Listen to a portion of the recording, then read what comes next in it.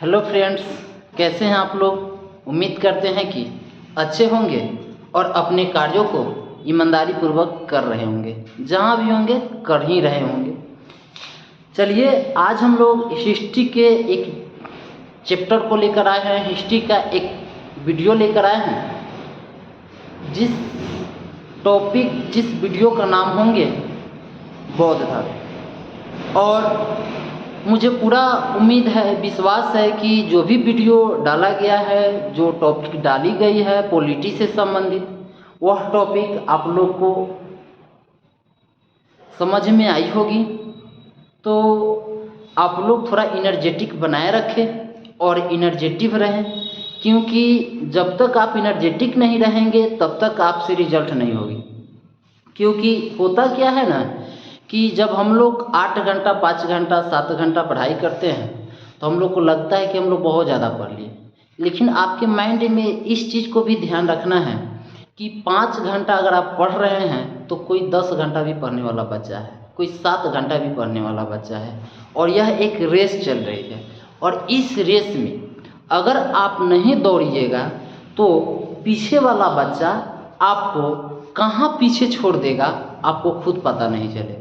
और हम बार बार इस चीज़ को बोलते हैं कि समय के पास इतना समय नहीं है कि फिर आपको दोबारा समय दे दे, ठीक। और आप लोग तो बहुत ज़्यादा समझदार खुद हैं, क्योंकि कॉम्पिटिटिव स्टूडेंट हैं, ठीक।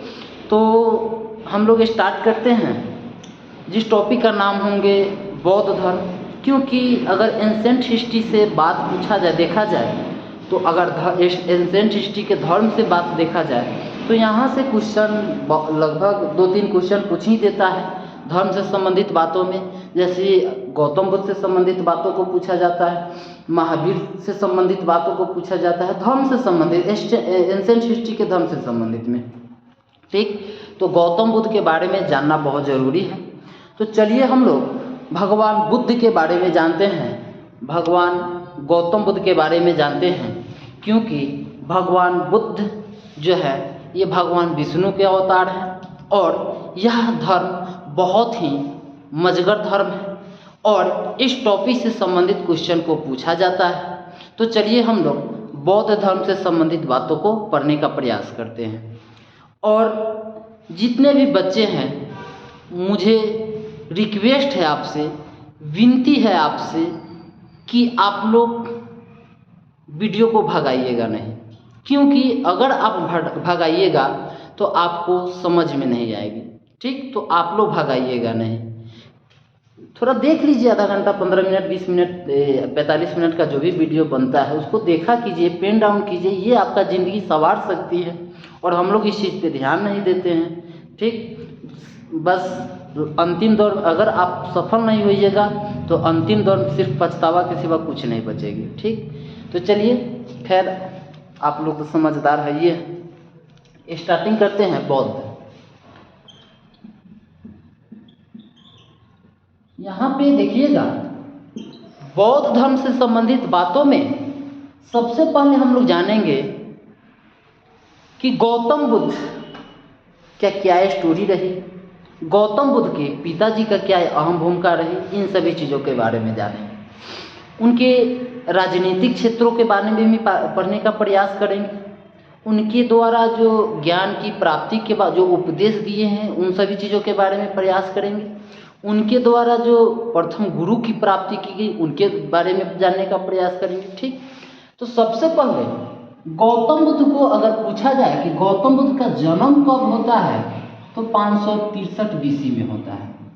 और बिफोर क्राइस्ट, BC का मतलब होता है बिफोर क्राइस्ट, और बिफोर क्राइस्ट का मतलब होता है नीचे से ऊपर की तरफ, ऊपर से नीचे की तरफ ले आना। जैसे कि 100, 99, 98, 97, 96, 95, 94, 93 ये हम लोग बच्चे के स्कूल में पढ़ते थे।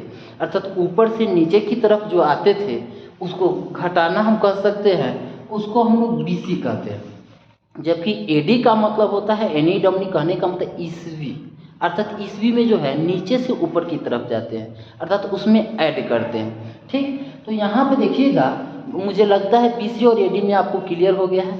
तो जब BC की बात आएगी तो 563 से इसको घटाएंगे, ना कि बढ़ाएंगे। अगर यही AD होती तो इसको 563 से बढ़ाते। ठीक, तो BC बिफोर क्राइस्ट ईसा पूर्व, ईसा मसीह के जन्म से पहले की घटना है कि हम लोग ईसा पूर्व के तहत रखते हैं, BC के तहत रखते हैं। और AD को क्या होती है, ईसा मसीह के जन्म की बाद की घटनाओं को AD के तहत रखते हैं, जिसको हम लोग ईस्वी कहते हैं। जैसे कि 2024 चल रही है, 2024 के बाद 25 चलेगी, 25 के बाद 26 चलेगी। यही अगर BC होती तो 23 के बाद 24 ना आके 23 के बाद 22 आती। ठीक, तो यहाँ पे BC है, तो BC में हम लोग क्या कहेंगे, 563 से नीचे की तरफ आएंगे, न कि 563 से 64, 65, 66 में आएंगे। क्यों? क्योंकि ये BC की स्टोरी है।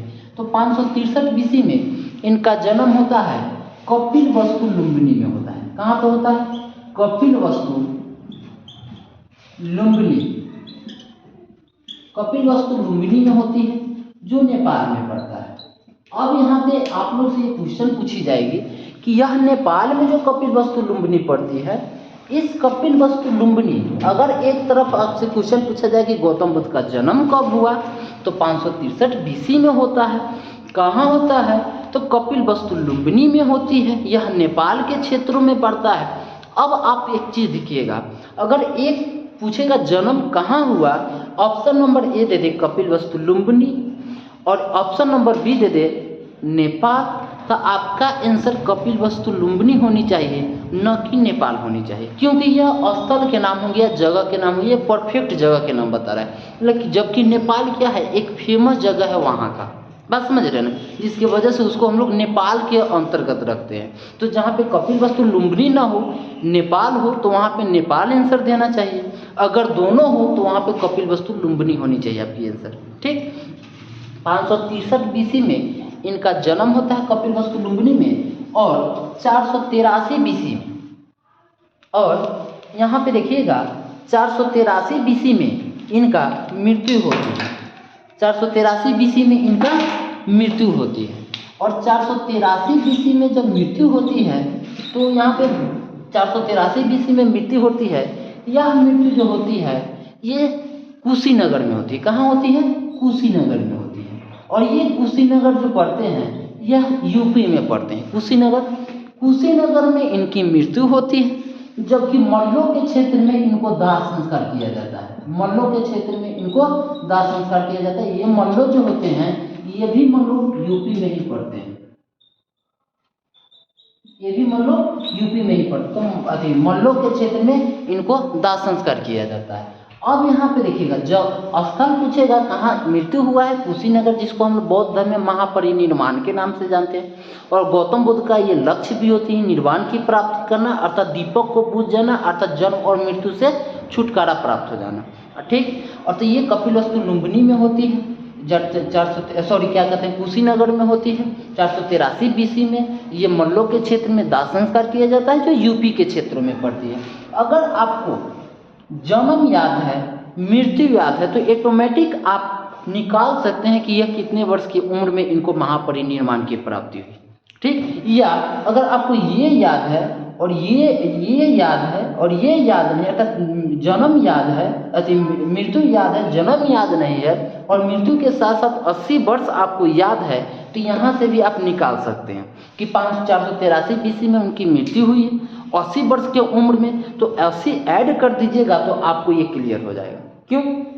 अब देखिए, अगर ये याद नहीं है, सिर्फ ये याद है, तो अगर मृत्यु पूछेगा तो आप यहाँ से भी निकाल सकते हैं। 563 BC में इनका जन्म होती है और 80 वर्ष के उम्र में इनकी मृत्यु हो जाती है, तो ऑटोमेटिक क्लियर है कि ये क्लियर हो जाएगी कि उनका मृत्यु 483 BC में हो रही है। अगर दो याद है तो एक ऑटोमेटिक निकल जाए। आप कॉम्पिटिटिव हो याद, कॉम्पिटिटिव में जब तक आप खुरपाती नहीं होंगे तब तक आपसे कंपटीशन निकलेगा नहीं। खुरपाती का मतलब ये नहीं होता है कि किसी को मार दिए, किसी को कुछ बोल दिए। खुरपाती का मतलब पढ़ाई में भी आप खुरपाती बनिए, कुछ अपने दिमागों को अप्लाई कीजिए। ठीक, तो ये चीज़ होती है कुशीनगर। अब यहाँ पे देखते हैं कि गौतम बुद्ध का गोत्र जो होते हैं गौतम होते हैं। जब ऋषि गौतम बुद्ध का गोत्र गौतम, जबकि उनका राशि जो होता है वृष होता है। उनका राशि क्या होती है? वृष होती है।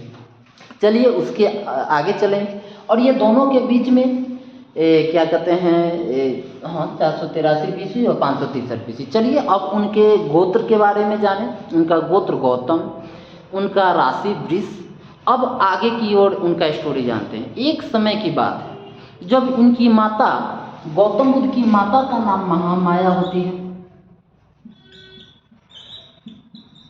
गौतम बुद्ध की माता का नाम महामाया होती है, जो यह कोलीय गणराज्य के थे। किस गणराज्य के थे? कोलीय गणराज्य के थे। यह कोलीय गणराज्य के थे।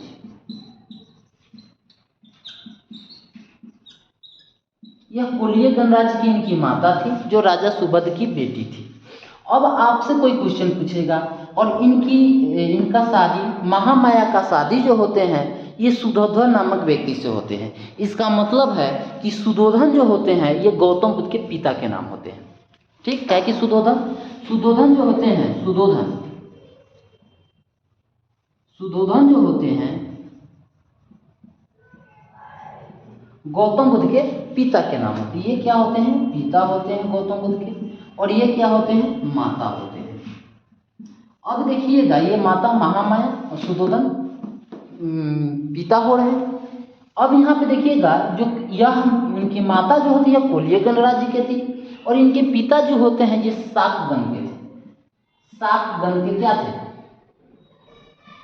शाकगण राज्य के मुखिया थे। ये शाकगण राज्य के मुखिया थे। कोलीय गणराज्य और शाक गणराज्य के बीच में एक हिंडन नदी पड़ती है। क्या नदी पड़ती है? हिंडन नदी, जो अहम भूमिका निभाती है इन दो लोगों के बीच।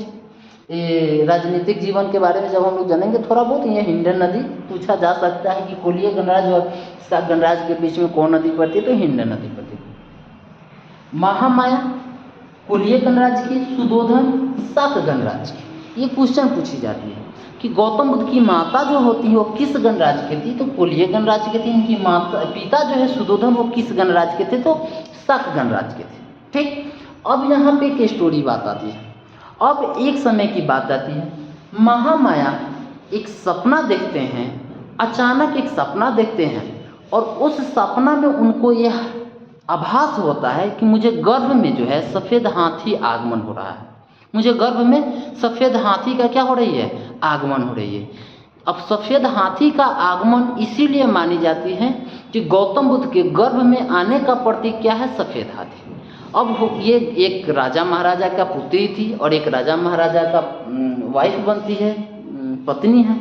अब इनके देखिएगा, हमारे समाज में है कि महिला का जो प्रथम बच्चे जो होते हैं, वो महिला अपने आप में उनके कंफर्टेबल फील करते हैं उनके प्रथम बच्चे का डिलीवरी जो अपने मायके यहाँ। क्यों? क्योंकि वो महिला जो होती है, वो महिला जो होती है, उनकी मायके से ज़्यादा, उनके माँ से ज़्यादा उस महिला के बारे में कोई जान नहीं सकता है कि क्या प्रॉब्लम है मेरी बेटी में, क्या है नहीं है। जिसके वजह से महामाया को, जब महामाया एक पालकी में जाती हैं अपने मायके की तरफ, और मायके की तरफ जब जाती है अपने मायके यहाँ, क्योंकि सुधोधन अर्थात सिद्धार्थ अर्थात गौतम बुद्ध के बचपन के नाम सिद्धार्थ, तो इनकी जब गर्भ में आते हैं, तो गर्भ में आने के बाद ये सपना देखते हैं कि गर्भ, सफ़ेद हाथी का गर्भ में आने का प्रतीक।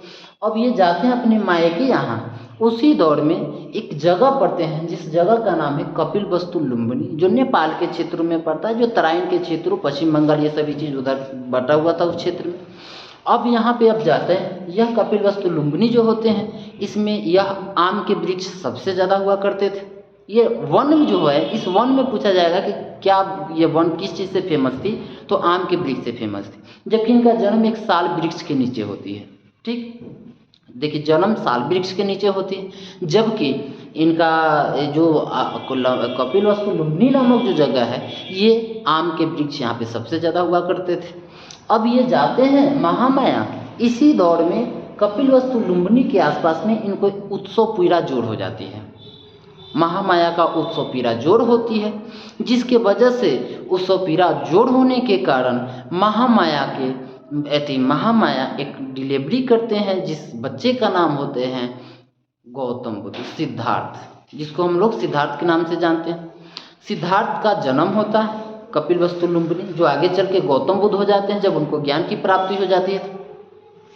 तो ये क्वेश्चन, ये महामाया, अब जब ये माना जाता है कि जब गौतम बुद्ध का जब जन्म होता है, अर्थात सिद्धार्थ का जब जन्म होता है, तो सिद्धार्थ ने कमल के फूलों पे 7 कदम चले थे। ये काल्पनिक स्टोरियाँ हैं जो साक्ष्य तो नहीं मिला है लेकिन मानी जाती है। चिन्ह और क्वेश्चन भी पूछा जाता है कि गौतम बुद्ध सिद्धार्थ का जब जन्म होती है तो सिद्धार्थ ने 7 कदम कमल के फूलों पे चलते हैं और इनके जीवन में 7 शब्द जो है बहुत इंपॉर्टेंट रहा है गौतम बुद्ध के जीवन में, क्योंकि इनके जन्म के 7वें दिन इनकी अपनी माता महामाया का भी मृत्यु हो जाती है और अपनी माता महामाया का मृत्यु होने के बाद यह 7 कदम भी ये अपने जीवन काल में चलते, जन्म होने के साथ चलते हैं। जैसे ही जन्म होती है तो 7 कदम कमल के फूलों पे चलते हैं।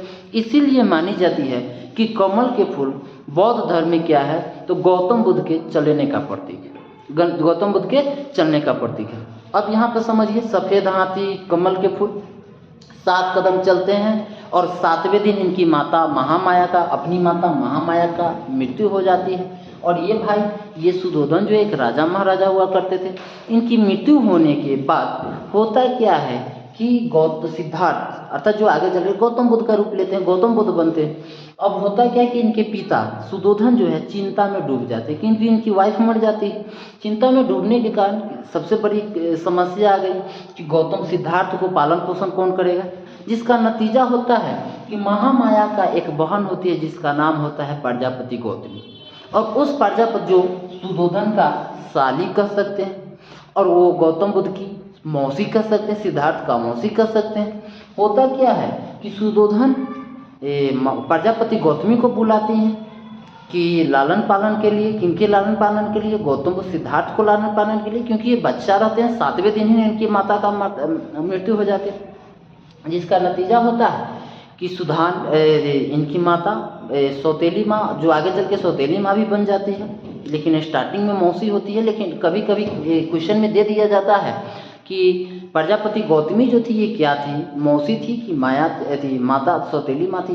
तो अगर मौसी होगी तो मौसी पहले मौसी बनती है, बाद में सौतेली माँ बन जाती है, क्योंकि सुधोधन जो है बाद में आगे चल के इनसे शादी कर लेते हैं, जो अपनी साली से शादी कर लेते हैं। होता क्या है कि पालन पोषण के लिए बुलवाते हैं, पालन पोषण के बुलवाने के बाद इनका लालन पालन होना स्टार्ट होता है। उससे पहले की स्टोरी आती है, गौतम बुद्ध का, सिद्धार्थ का जब जन्म होता है तो एक कौंडिल्य नामक ब्राह्मणों को बुलवाते हैं सुधोधन, क्योंकि राजा महाराजा का पुत्र थे।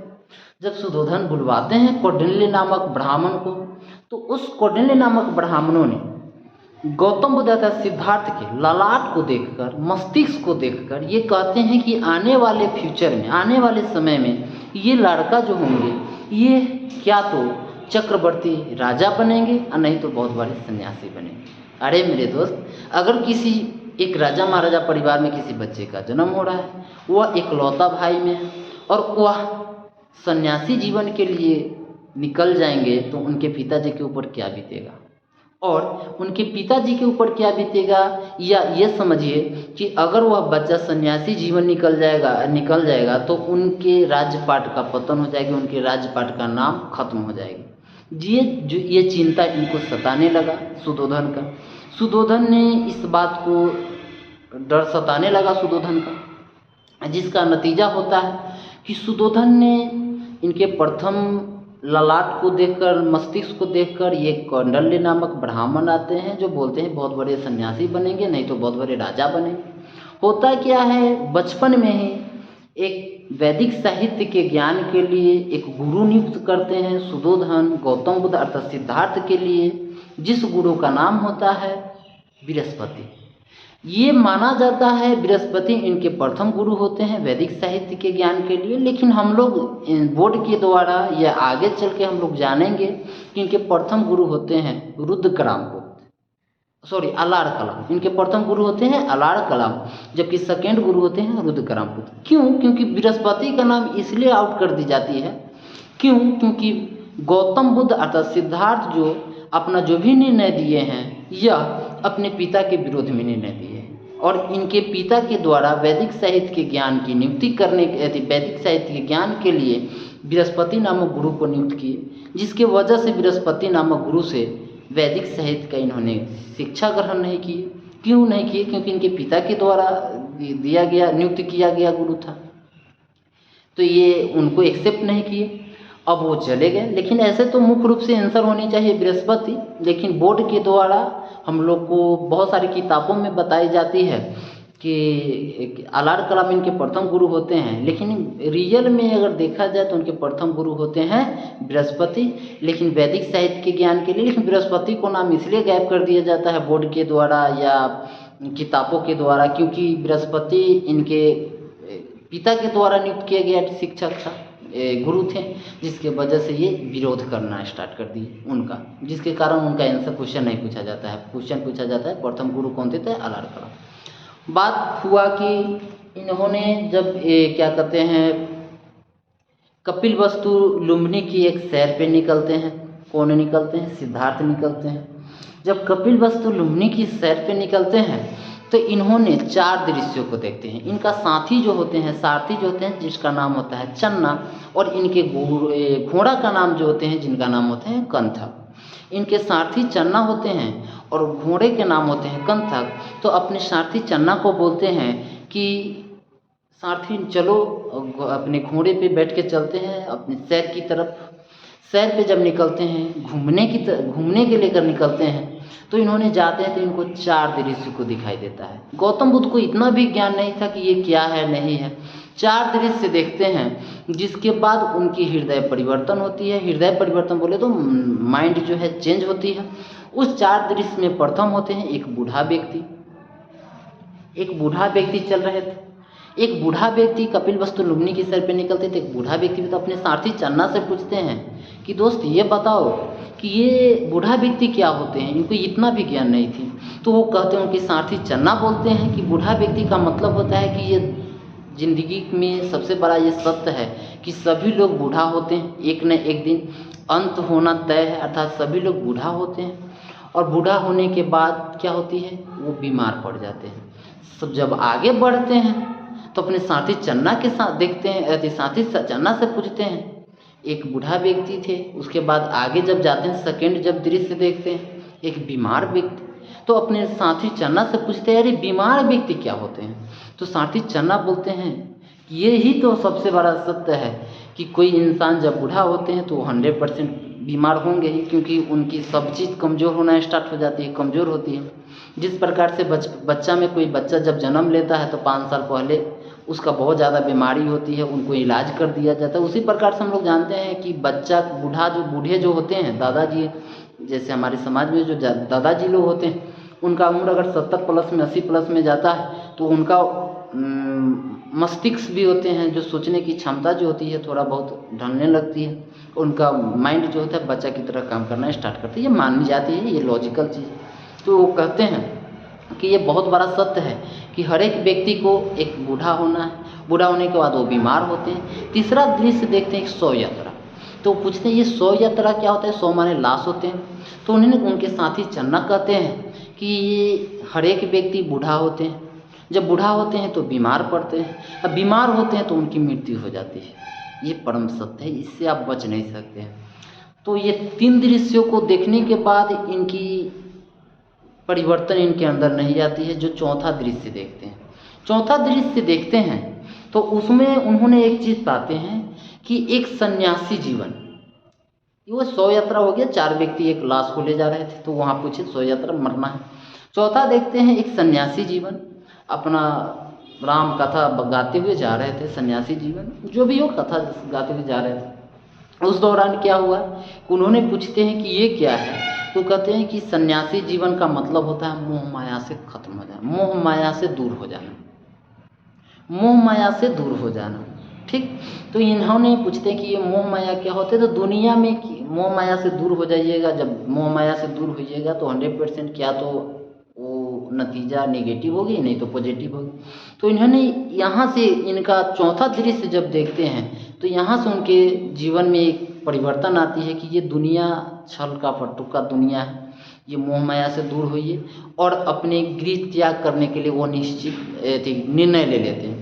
उसी दौर में जब होते हैं गृह त्याग करने के लिए जब निर्णय लेते हैं, गौतम बुद्ध जाते हैं, सिद्धार्थ अपने साथी चन्ना के साथ जाते हैं अपने राज दरबार में। तो साल वृक्ष के नीचे राजा महाराजा का दरबार हुआ करता था, राजा महाराजा का माहौल था। तो उनके कैंपस में जो थी, उनके आसपास जो थे ये वृक्षों फलों फूलों का वृक्ष था, जैसे कि आज भी संपन्न फैमिली के आसपास में फल फूल होते हैं। तो यहाँ पे जब जाते हैं तो साल वृक्ष के नीचे ये क्या कहते हैं, योगासन मुद्रा में बैठ जाते हैं, जिसका नतीजा होता है जब योगासन मुद्रा या तपस्या वाले अति स्थिति में बैठ जाते हैं। उनके पिता सुधोधन, ये देखिए लेक्चर के द्वारा ही आप पेन डाउन के माध्यम से आप लिख सकते हैं, कहानी के माध्यम से। अब उनके पिता सुधोधन जो होते हैं, वह सुधोधन जब इनको देखते हैं योगासन मुद्रा में बैठे हुए, तो उनके पिता को इस बात को डर सताने लगा कि ये लड़का सन्यासी जीवन के लिए ही ये अपना निर्णय ले रहा है, क्योंकि ये डर सताने लगा कि ये सन्यासी ही बनेगा। अगर चक्रवर्ती राजा बनता तो इसका उस टाइप से माहौल नहीं होता, जिसका नतीजा होता है कि इन्होंने 4 क्षेत्रों में 4 जगह 4 ऋतुओं में, सभी ऋतुओं में इन्होंने महल बनवाते हैं। ऐसे तो 3 ऋतु, ग्रीष्म ऋतु, शीतकालीन ऋतु, वर्षाकालीन ऋतु, 3 ऋतुओं में इन्होंने 3 महल बनवाते हैं। क्योंकि कहते हैं कि अगर जब सन्यासी जीवन तब कोई व्यक्ति बिताते हैं जब उसको दुख होता है, तो कहते हैं कि इसको दुख नहीं होगा ना, ये सन्यासी जीवन के लिए निर्णय लेगा। तो इन्होंने कहते हैं कि इस हर एक ऋतु में अपना अपना टाइम बिताएगा, 3 महीना 4 महीना वहाँ, 4 महीना वहाँ, 4 महीना वहाँ, इस प्रकार से साल भर बीतते चला जाएगा, इसको दुख नहीं होगा। और दुख नहीं होगा तो ये सन्यासी जीवन के लिए निर्णय नहीं लेगा, जिसका नतीजा था कि 3 ऋतुओं में महल बनवाते हैं। उसके बाद फिर भी होनी को कौन टाल सकता है। उसके बाद होता क्या है कि इनको 16 वर्ष के उम्र में इनकी विवाह करा दी जाती है। 16 वर्ष की उम्र में जब इनकी विवाह करा दी जाती है, उनकी पत्नी का नाम होता है यशोधरा।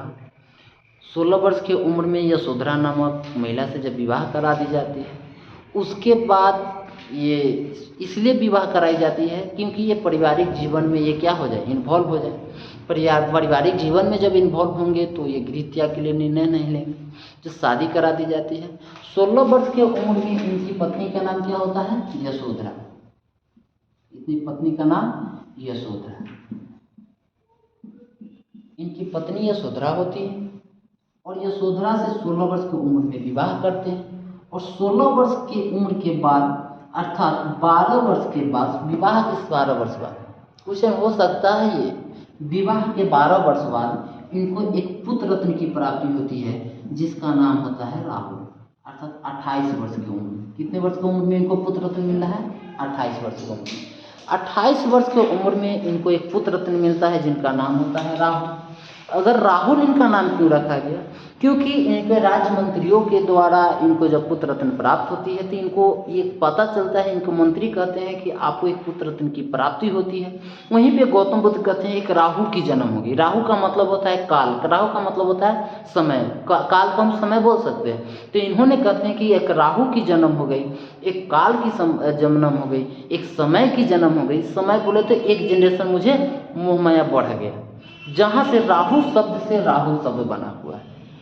ठीक, तो गौतम बुद्ध को एक पुत्र रत्न की प्राप्ति हुई, जिसका नाम होते हैं राहु, ये राहु शब्द। उसके बाद उससे पहले भी एक स्टोरी आते हैं, वह स्टोरी आते हैं कि गौतम बुद्ध जब गृह त्याग क्या करते हैं, थोड़ा योगासन मुद्रा में बैठना, इन सभी चीज़ों से बैठना जब स्टार्ट किए, तो गौतम बुद्ध के पिता जो है ये सोचते हैं कि इनको एक सुंदरिया लोगों की एक झुंड बुलाते हैं अपने दरबार में, और सुंदरिया लोग को बुलवाते हैं और उनसे नृत्य करने वाली सुंदरिया लोग आती हैं। और नृत्य करने वाली जब सुंदरिया लोग आती हैं कला दिखाने के लिए, गौतम बुद्ध को खुश करने के लिए, कला दिखाने के लिए, होता क्या है कि गौतम बुद्ध जब रात का समय, जब रात्रि समय था, गौतम बुद्ध को नृत्य करने वाली महिला लोग कला दिखा रही थी। उसी दौरान गौतम बुद्ध को नींद आ जाता था, सिद्धार्थ को नींद आ जाता है। नींद आ जाता है तो उस नृत्यिनी लोग जो होती हैं वो भी सो जाती है, क्योंकि जिसको कला दिखाने आए हैं वही सो जा रहे हैं, तो वो किसको कला दिखाएगी, तो वो भी लोग सो जाते हैं। जब वो सो जाते हैं तो गौतम बुद्ध को अचानक नींद टूटता है। गौतम बुद्ध का जब अचानक नींद टूटता है, सिद्धार्थ का नींद टूटता है, जिसके बाद वो महिला जो कुछ देर पहले वो थोड़ा सजी हुई थी, वही कुछ देर बाद जो अब उसका क्या कहते हैं, जब वो सोई ही रहती है, उस दौरान उसका वस्त्र कहीं और था, उसका बाल खुला हुआ था। इस चीज़ को देखने के बाद गौतम बुद्ध कहते हैं ये दुनिया जो है अंदर से कुछ और होती है, दिखावटी कुछ और है, बोलते कुछ और है। तो यहाँ पे उन्होंने कहते कि ये मोह माया का नगरी है, ये दुनिया त्यागने में ही भलाई है, क्योंकि सन्यासी जीवन ही बितानी चाहिए, क्योंकि ये छल कपट का दुनिया है, अंदर से कुछ और है, दिखावटी कुछ और, ये दिखावटी दुनिया है। तो वहाँ से वो गृह त्याग के लिए ये निर्णय लेते हैं कि ये छल कपट का दुनिया है। अब होता क्या है, ये 28 साल अब 29 वर्ष की उम्र में, अर्थात 29 वर्ष की उम्र में इन्होंने गृह त्याग करने का निर्णय लिया। अपने साथी चन्ना के साथ जाते हैं, पिपराहवा नामक जगह पे जाते हैं। 29 वर्ष की उम्र में गृह त्याग करते हैं। गृह त्याग करते हैं जिसे बौद्ध धर्म में महाविनिष्क्रमण कहा गया। क्या कहा गया? महाविनिष्क्रमण कहा गया गृह त्याग को। महाविनिष्क्रमण कहा गया। गृह त्याग करने के बाद 29 वर्ष की उम्र में गृह त्याग करते, 16 वर्ष की उम्र में विवाह होती है, 12 वर्ष के बाद विवाह के 12 वर्ष बाद 28 वर्ष की उम्र में गृह त्याग पुत्र रत्न की प्राप्ति होती है। अब घोड़ा से जाते हैं, इसीलिए घोड़ा जो होते हैं ये गृह त्याग का प्रतीक है। ये भी आप क्वेश्चन पूछा जा सकता है। उसके बाद ये गृह त्याग के लिए निर्णय लेते हैं और इनका घुंघरेला सा बाल होती है, जो तलवारों से घुंघरेला सा बाल को काटते हैं और अपने साथी चन्ना को दे देते हैं और कहते हैं कि जाइए आप अपने मेरे पिताजी को दे दीजिए और कहिएगा कि आपका पुत्र जो है गृह त्याग के लिए निकल चुके हैं। होता क्या है कि जब आगे जाते हैं तो इनको क्या कहते हैं, जब ये वैशाली में जाते हैं तो वैशाली में इनको अलाड़ कलाम नामक गुरु मिलते हैं। अलाड़ कलाम नामक जब गुरु मिलते हैं तो उनसे ये शिक्षा ग्रहण करते हैं और शिक्षा ग्रहण करते हैं जिससे ये सफल नहीं हो पाते हैं। फिर आगे जाते हैं तो राजगीर में इनका रुद्रकरामपुत नामक शिक्षा ग्रहण करते हैं। रुद्रकरामपुत नामक इनके गुरु मिलते हैं, सेकेंड गुरु जो शिक्षा ग्रहण करते हैं। अब यहाँ पे राजगीर में ही जाते हैं। उस समय बिंबिसार से इनकी मुलाकात होती है, क्योंकि उस समय हर्यक वंश के संस्थापक हुआ करते थे बिंबिसार, जिनका समय काल चल रहा।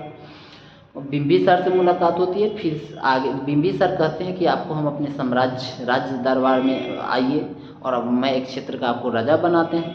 गौतम बुद्ध कहते हैं इसी चीज़ को तो हम त्याग कर आए हैं, हम आप राजा नहीं बनेंगे, हम एक खुद राजा का पुत्र है। होता क्या है कि वो जब निकलते हैं आगे तो कहते हैं कि हम आपके राज दरबार में जरूर आएंगे जब मुझे ज्ञान की प्राप्ति हो जाएगी। जब मुझे ये ज्ञान की प्राप्ति होगी तो आपसे ऑटोमेटिक मिलेंगे मगध में। इसलिए माना जाता है कि मगध में गए भी थे, बिंबिसार से मुलाकात भी हुई थी। हुआ क्या, उसके बाद जाते हैं, इस प्रकार से वो अपना जीवन व्यक्तित्व किए थे। इस प्रकार से जीवन बिताए हुए थे। और गृह त्याग के 6 वर्ष के बाद, गृह त्याग के 6 वर्ष के कठिन तपस्या के बाद 35 वर्ष की उम्र में ऋजुपालिका नदी के तट पे, जिसको हम लोग फल्गु नदी के तट पे, जिसको हम लोग निरंजना नदी के नाम से जानते हैं, फल्गु नदी के तट पे, फल्गु या निरंजना नदी के तट पे वैशाख पूर्णिमा की रात पीपल के वृक्ष के नीचे इनको ज्ञान की प्राप्ति हुई थी। अब देखिए 35 वर्ष की उम्र में, 35 वर्ष बोले तो 29 वर्ष की उम्र में गृह त्याग के 6 वर्ष बाद, कठिन तपस्या के बाद 6 वर्ष के बाद इनको ज्ञान की प्राप्ति हुई, जो बौद्ध गया में हुई थी, जिसको हम लोग बौद्ध गया के नाम से जानते हैं। जब ज्ञान की प्राप्ति हो गई तब उसको हम लोग बौद्ध गया के नाम से जानते हैं। किस नदी के तट पे? फल्गु, जिसको हम लोग निरंजना नदी के नाम से भी जानते हैं। पीपल के वृक्ष के नीचे वैशाख पूर्णिमा की रात, वैशाख पूर्णिमा की जिसको बुद्ध पूर्णिमा के नाम से जानते हैं। क्यों? क्योंकि गौतम बुद्ध का जन्म भी वैशाख पूर्णिमा की रात हुई थी, ज्ञान की प्राप्ति भी वैशाख पूर्णिमा की रात हुई थी और मृत्यु भी ज्ञान की प्राप्ति वैशाख पूर्णिमा की रात हुई थी। अब एक चीज़ ये समझिएगा, अगर किसी व्यक्ति का एक के दिन जन्म, उसी दिन उसका ज्ञान की प्राप्ति और उसी दिन उसको मृत्यु हुई, माने ईस्वी चेंज होके, तो इस प्रकार से उसको क्या हो रहा है, वो गॉड गिफ्टेड इंसान होंगे और भगवान विष्णु के अवतार थे, वो भगवान ही होंगे ना, जिसको एक के टाइम पे ये हो रहा है। अब हुआ क्या कि इनको 35 वर्ष की उम्र में ज्ञान की प्राप्ति हुई, फल्गु नदी के तट पे पीपल के वृक्ष के नीचे। अब ज्ञान की प्राप्ति के बाद इनको, इस जगह को हम लोग बौद्ध गया के नाम से जानते हैं। उससे पहले, ज्ञान की प्राप्ति से पहले एक स्टोरी बनते हैं। होता है एक संपत ग्राम के मुखिया एक संपत ग्राम के मुखिया जो है, उन्हें संपत ग्राम के मुखिया की पुत्री होती है जिसका नाम होता है सुजदा। वह सुजता व्रत की हुई थी। व्रत की हुई थी तो महिला लोग थोड़ा ज़्यादा व्रत की है तो थोड़ा ज़्यादा प्रसाद उसाद खिलाने के लिए इच्छुक होती है। तो पीपल के वृक्ष के पास जाते हैं और कहते हैं कि प्रसाद चढ़ाएंगे। प्रसाद चढ़ाने के बाद गौतम बुद्ध तपस्या में लीन थे 5 ब्राह्मणों के साथ, उनमें से कौंडिल्य भी ब्राह्मण थे। जब ज्ञान की तपस्या में लीन थे, इसी दौरान सुजता नामक महिला जो जाती है, जो संपत ग्राम के मुखिया की पुत्री होती है, वह प्रसाद चढ़ा देने के बाद वो प्रसाद खिलाना चाहती है, क्योंकि महिला लोग थोड़ा ज़्यादा मोह माया में होती। प्रसाद खिलाने का प्रयास करती है, लेकिन वो तो तपस्या में लीन थे, जिसका नतीजा होता है कि गौतम बुद्ध के शरीर के ऊपर दीरार चढ़ चुका था, बहुत सारा शरीर उनका अजीब हो गया था, जिसके वजह से उसी दौरान एक भिक्षु का समूह जा रहा था। भिक्षु के समूह जाने के बाद वहाँ से सुजता नामक एक महिला जो है एक स्टेटमेंट देती है कि एक भिक्षु का समूह जा रहा था, जो समूह बीना बजाते हुए जा रहा था। वहाँ से सुजता नामक महिला कहती है कि इस बीने के डोर को इतना न कठोर कर दिया जाए, इस बीने के डोर को टाइट कर दिया जाए जिससे आवाज़ नहीं निकलेगा, और इस बीने के डोर को इतना न लचीला कर दिया जाए जहाँ से भी आवाज़ नहीं निकले। और ये ऑटोमेटिक है, जब बीना के डोर को ज़्यादा कठोर की जाए, ज़्यादा उसको टाइट कीजिएगा तो वहाँ से आवाज़ नहीं निकलेगा, और ज़्यादा लचीला भी कीजिएगा बीना को डोर को तो वहाँ से आवाज़ नहीं निकलेगा। तो वहाँ से गौतम बुद्ध एक चीज़ सीखते हैं, अर्थात सुजता नामक महिला के द्वारा जब ये स्टेटमेंट दी, तब वहाँ से वह एक चीज़ सीखते हैं कि ज़िंदगी में जो है ये मध्यम मार्ग को अपनाना चाहिए इंसान। मध्यम मार्ग को अगर अपनाइएगा तब जा आपकी सफलता मिलेगी, और आप अपने क्या कहते हैं सभी क्षेत्र में अपना महारत हासिल कर सकते हैं। माने और एक तो हम बार बार इस चीज़ को कहते हैं, जहाँ जैसे तहाँ तैसे न करे तो मरद कैसे, सही वाला बात है, ये गाँव देहात में कही जाती है। तो यहाँ पे उन्होंने मध्यम मार्ग को अपनाने का उद्देश्य लिए, और मध्यम मार्ग को अपनाने का उद्देश्य लेने के बाद जब ये सुजता नामक महिला प्रसाद खिलाती, खिलाने के बाद उनको ज्ञान की प्राप्ति होती है। खिलाने के बाद जब ज्ञान की प्राप्ति होती है और क्या कहते हैं 35 वर्ष की उम्र में, उसके बाद ज्ञान की प्राप्ति के पास उन्होंने 2 शूद्र को ज्ञान देने का प्रयास करते हैं, जिस शूद्र का नाम होता है तपस और मल्लिक। ये तपस और मल्लिक को ये 2 शूद्र थे जिनको ज्ञान देने का प्रयास करते हैं प्रथम शिष्य के तौर पे, लेकिन उन्होंने ज्ञान एक्सेप्ट नहीं किया। उनको ज्ञान बाउंस हो गया जब गौतम बुद्ध ज्ञान देना प्रयास किए। तो गौतम बुद्ध जब ज्ञान देना प्रयास किए तो वो भाग जाते हैं। वो 2 शूद्र होते हैं तपस और मल्लिक, क्योंकि गौतम बुद्ध चाहते थे कि ज्ञान दें, प्रथम उपदेश दें, इनको प्रथम शिष्य बनाए। लेकिन जानते हैं कि जब ज़्यादा किसी को कुछ बोल दीजिएगा तो उनको थोड़ा ज़्यादा बाउंस करता है। जिस लेवल का जो होते हैं वही समझ सकते हैं। जैसे कि कहावत है, हीरा का पहचान हीरा ही कर सकते हैं। हुआ क्या कि गौतम बुद्ध फिर आगे बढ़ते हैं, और गौतम बुद्ध जब आगे बढ़ते हैं तो सारनाथ में इन्होंने उपदेश देते हैं, प्रथम उपदेश जो सफल उपदेश देते हैं। ऐसे तो दिए थे तपस और मल्लिक को, लेकिन सफल उपदेश दे रहे हैं सारनाथ में जब सफल उपदेश दे रहे हैं, जिस उपदेश को हम लोग बौद्ध धर्म में धर्मचक्र परिवर्तन के नाम से जानते हैं। इस सारनाथ को हम लोग ऋषुपत्नम के नाम से भी जानते हैं, जहाँ पे गौतम बुद्ध ने प्रथम उपदेश दिए हैं, जहाँ पे गौतम बुद्ध ने प्रथम वर्षावास बिताए थे। वर्षावास का मतलब होता है प्रथम वर्षा वाले सीजन बिताए थे। ठीक, तो यहाँ पे देखिए 2-3 पॉइंट बनता है। गौतम बुद्ध ने प्रथम उपदेश कहाँ दिए थे? सारनाथ में दिए, जिसे बौद्ध धर्म में धर्मचक्र परिवर्तन के नाम से जाना जाता है। और सेकेंड क्या कहते हैं, और गौतम बुद्ध अपना सबसे ज़्यादा उपदेश कहाँ दिए थे? तो उन्होंने सबसे ज़्यादा उपदेश दिए थे कौशल देश के राजधानी श्रावस्ती में दिए थे। तो राजधानी पूछेगा तो श्रावस्ती आपकी जवाब होनी चाहिए। अगर क्षेत्र पूछेगा, राज्य पूछेगा तो कौशल आपका तो जहाँ पे सबसे ज़्यादा टाइम भी, और वहाँ पे श्रावस्ती में सबसे ज़्यादा टाइम भी बिताए थे, जिसके बाद माना जाता है कि गौतम बुद्ध को सबसे ज़्यादा शिष्य की प्राप्ति भी हो रही है। कहाँ पे? सारनाथ में हो रही है। और प्रथम तो समझ रहे हैं, सबसे ज़्यादा शिष्य की प्राप्ति कहाँ है? श्रावस्ती में हो रही है, जबकि सबसे प्रथम उपदेश सारनाथ में दे रहे हैं। तो ये रहा थोड़ा उपदेश की। और सबसे ज़्यादा शिष्य की प्राप्ति कौशल देश के राजधानी श्रावस्ती में। प्रथम वर्षावास कहाँ बिता रहे हैं? सारनाथ में, जिसको हम लोग ऋषुपत्नम के नाम से जानते हैं। और उसके बाद सबसे प्रथम वहाँ हो गया। सबसे ज़्यादा वर्षावास कहाँ बिता रहे हैं? कौशल देश के राजधानी श्रावस्ती में बिता रहे हैं, जबकि अंतिम वर्षावास कहाँ बिता रहे हैं, तो अंतिम वर्षावास वो जो बिता रहे हैं वो कुशीनगर के आसपास में बिता रहे हैं। तो ठीक अभी तो गौतम बुद्ध से संबंधित ये बातें जो बोले हैं ये लेक्चर के माध्यम से जहाँ तक हुआ वहाँ तक बोले। कोशिश करेंगे कि बौद्ध धर्म का एक वीडियो और बनाएं।